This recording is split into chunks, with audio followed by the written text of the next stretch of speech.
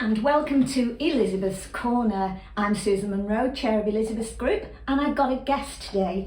And my guest is a fellow trustee of Elizabeth's Group. It's Diane Cook. Hello, Diane. Hi. And Diane is a proud Congletonian. She was born in Congleton. She went to school in Congleton. So, how didn't you know about Elizabeth? Like all the other Congletonians who didn't know about Elizabeth. I first heard about Elizabeth at a lecture by Maureen Wright at the Congleton Museum. Mm-hmm. And I thought, oh, what an interesting character, what a feisty and formidable woman. And she lived and worked and campaigned in Congleton, and I wanted to find out more. Yeah, and that'd be 2011. Just 2011, yeah. So you've gone all the way through your life never knowing about walking past Buxton House, walking past Moody Hall, and not the name on the plaque. Yeah. Well, didn't mean anything really. No. It's really surprising. Yeah. Well, it's a lot since then. Yeah, indeed. I think we all have, because I hadn't heard from at all until 2018, and then it's just escalated from then, and of course culminated in our wonderful statue, which people are now looking at and saying, who is this woman? And more people are getting to know about her. Actually, they're saying, I know all about her, and that is so heartening. Yeah, indeed it is. Yeah. It's wonderful. Yeah. And of course, at the unveiling, one of the things we wanted to do was to reenact our Victorian fairground, take the town back to Victoria. And we had games, Victorian games, and we had a photo board, and we had a Punch and Judy, which was a little bit controversial, but I chose Punch and Judy because Elizabeth would have known all about it, would have been there in Victorian times, and because it was today frowned upon because it depicts male violence against women, and Elizabeth fighting against domestic violence all her life, I thought it was appropriate to do a Punch and Judy, but I wanted to do one that was politically correct. So I'm very good at delegating, and I said to Diane, write us a script. Oh yes, and I went into meltdown. Difficult one. I wasn't really familiar with a Punch and Judy script apart from watching a Punch and Judy show, and just understanding that actually Punch just belted everybody with a stick.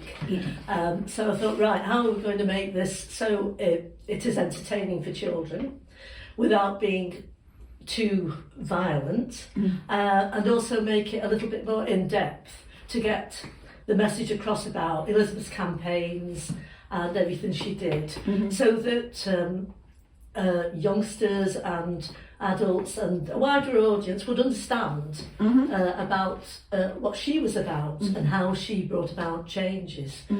So that was the task.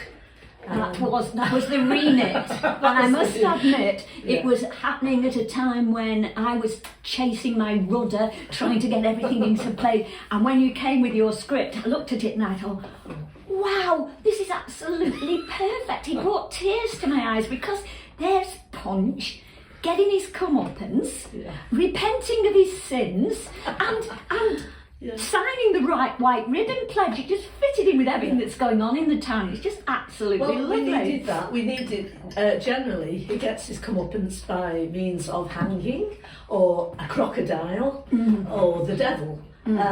So we wanted a positive ending to it, so that he would atone for all his misdemeanours in the past. And it was an ideal opportunity to make people aware of the White Ribbon campaign as well as Elizabeth's campaign, which had obviously the White Ribbon campaign was based on all of those things that she did. Indeed it is.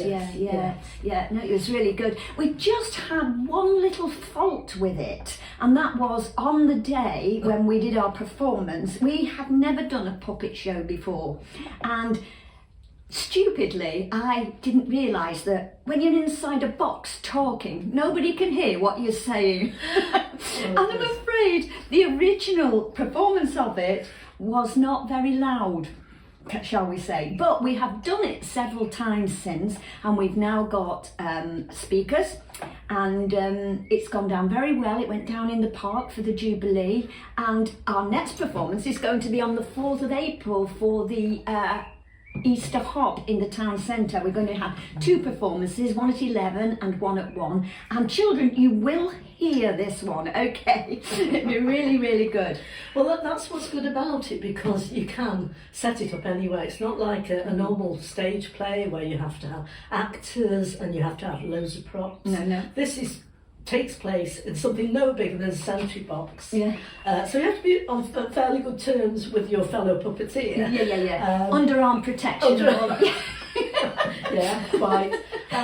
When I decided to do, or had the idea of a Punch and Judy, I just mentioned it in passing to Jackie MacArthur at the town hall, and she said, "Oh, the town has a Punch and Judy show." Oh, we did, and it's not been used for years. Yeah. And somebody went back in the store and found this wonderful puppet theatre. So everything just fell in place. Yeah. That was very fortuitous. But then there was just one small problem. We didn't have any puppets. And in order to have a Punch and Judy show, you've got to have some very colourful and well-made puppets. So we have Peter Munro, our puppet maker, to thank for that. Indeed. He did the usual Punch and Judy.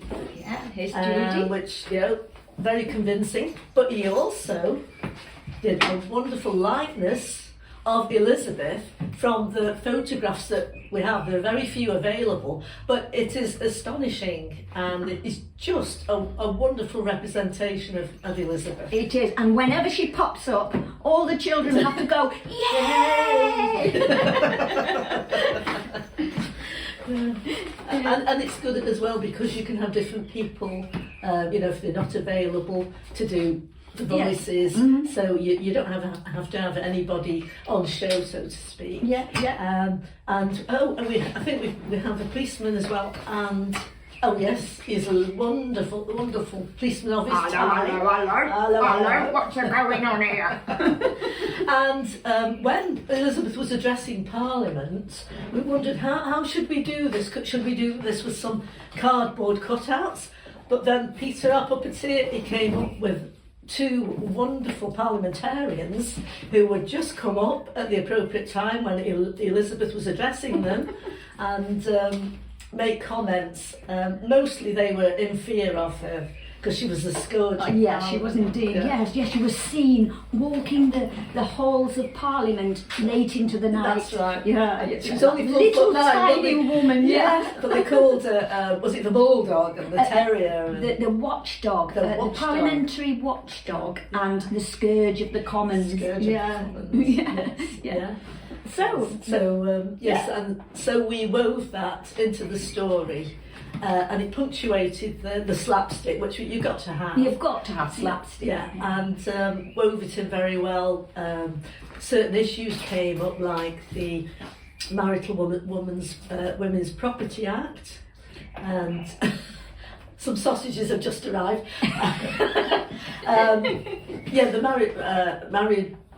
Married Women's Property Act. It is a Married bit of a Women's mouthful. Property Act. Yeah. I struggle over the contagious diseases. And that was actually to enable women to earn money and to receive the money that they earned from their employer, rather than somebody male in their family going on which their they behalf. could do. Which they could. Oh, it could be father or brother or whoever. Husband. Grandfather. As long as they were male, as long as they were male. Yeah. But it was actually her husband, Ben Elmy, who had various factories in the town, who insisted on giving the women in their hand their wages.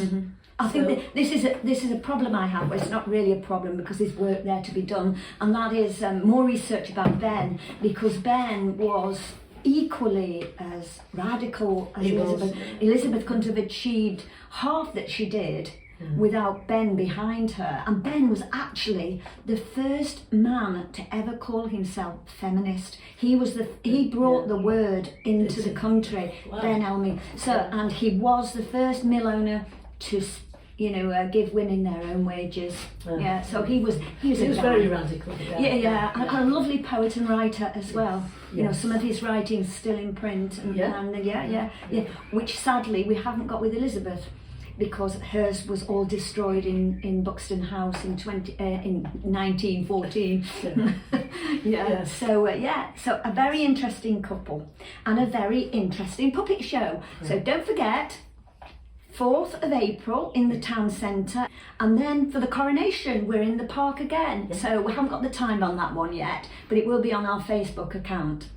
So so I think, thank you, Diane, for coming and chatting to us. I really enjoyed it. I'd like to say publicly thank you for a fantastic script. You're a brilliant writer, a really brilliant writer. The script is amazing. That's so kind. But it's everybody's input that makes it such a success. Well, it is. But Hazel Reeves, who is the sculptor that made our Elizabeth, contacted me just a few weeks ago and said she'd found the script that we used on the day, and she said, "It's amazing, who wrote this? Did you write it?" I went, "Oh yes, it was me." Not really. I said, "No, it was our Diane." So that's how good it is. You're welcome. Thank you, everybody, and thank you from this edition of Elizabeth's Corner.